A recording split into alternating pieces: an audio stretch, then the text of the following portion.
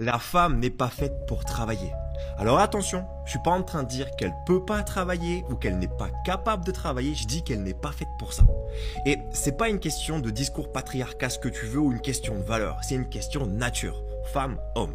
L'homme, il peut encaisser la régularité, la constance, le 9h-17h, 35 heures par semaine, toute l'année.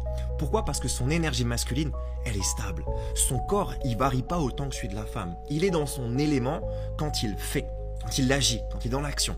La femme, elle vit 4 cycles différents tous les mois de l'année. Et vouloir lui imposer la même cadence qu'un homme, c'est comme demander à un poisson de courir contre Usain Bolt à 100 mètres. Ça n'a pas de sens, c'est violent, c'est de la maltraitance, c'est une dinguerie.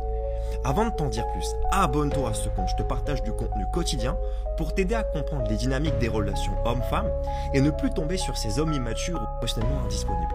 Le premier point à connaître, c'est la phase menstruelle. Le corps a besoin de repos, de calme, d'écoute, et lui demander d'être en performance là, mais c'est l'épuiser, tu l'envoies dans le mur. La phase 2, c'est la phase folliculaire, c'est le renouveau. L'énergie revient, la créativité explose, l'élan repart. Ici, la femme, elle est naturellement tournée vers l'action. La phase 3, la phase ovulatoire, c'est le pic de puissance, magnétisme, rayonnement, communication, connexion aux autres. Et c'est là qu'elle performe. La phase numéro 4, la phase lutéale, c'est l'énergie qui commence à baisser, l'intériorité, elle reprend sa place, c'est le temps du recul, tu vois, du bilan, de l'ancrage, pas de forcing, pas de suractivité, chill.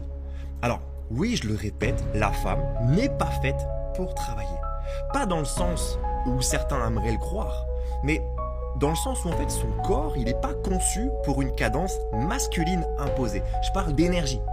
Le vrai respect ici, c'est pas de lui dire bah vas-y fais comme les hommes, égalité homme-femme. Non, le vrai respect c'est de la reconnaître dans sa puissance, c'est de reconnaître que sa puissance à elle réside pas dans sa capacité de régulariser, d'être régulière, mais dans sa capacité à s'écouter et à suivre ses cycles et à choisir quand elle veut agir. Et là, quand une femme elle agit par envie et non par pression, quand elle s'honore au lieu de se maltraiter, alors elle est inarrêtable, elle plie le game et aucun homme ne peut rivaliser avec son énergie.